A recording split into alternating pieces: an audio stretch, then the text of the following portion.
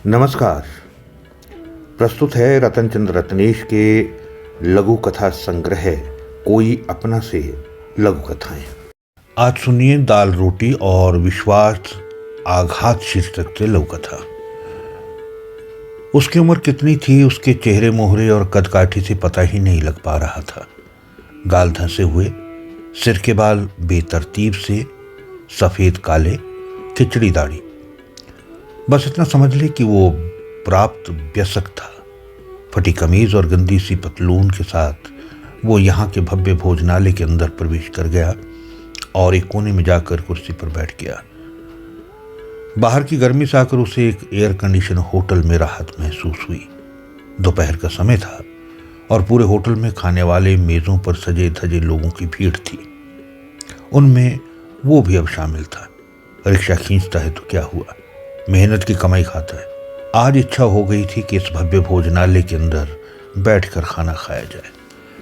थोड़ी देर में ऑर्डर लेने के लिए यूनिफॉर्म में एक युवक उसके सामने आया। तुम यहाँ कैसे बैठ गए? जेब में इतने पैसे हैं कि इस महंगे होटल का खाना खा सको? पैसे है तभी यहाँ आकर बैठा हूँ, थोड़ा पढ़ लिख भी लेता हूँ। आपका टेबल पर रखा यह पर्चा पढ़ लिया है मैंने। जाओ दाल रोटी और एक कोई सब्जी भिजवाओ जल्दी से।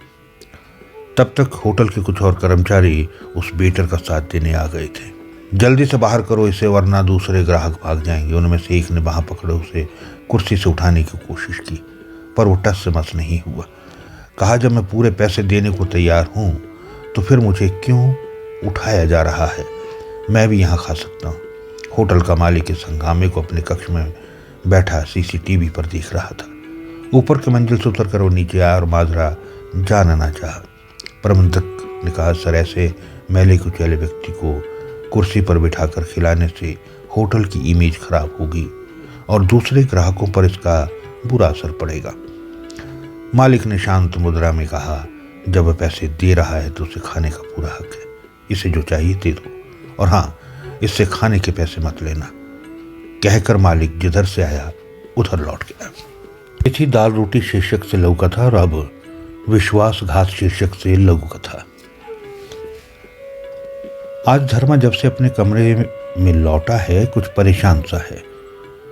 इसका एहसास उसकी पुत्री किरण को भी हो गया था, पर वो चुप थी। रेहड़ी लगाकर फल बेचने वाले उसके पति का माल आज न बिका हो या फिर कोई घाटा हुआ हो, वो भी धर्मा की बेचैनी से कुछ न कुछ परिचित थी। पर उसके देर रात घर लौटने पर अपनी तरफ से कुछ पूछना आपसी विवाद का कारण बन सकता था। इस अनुभव के कारण वो चुप रही। बस पानी के लोटे के साथ एक गिलास लाकर उसके पास रख दिया।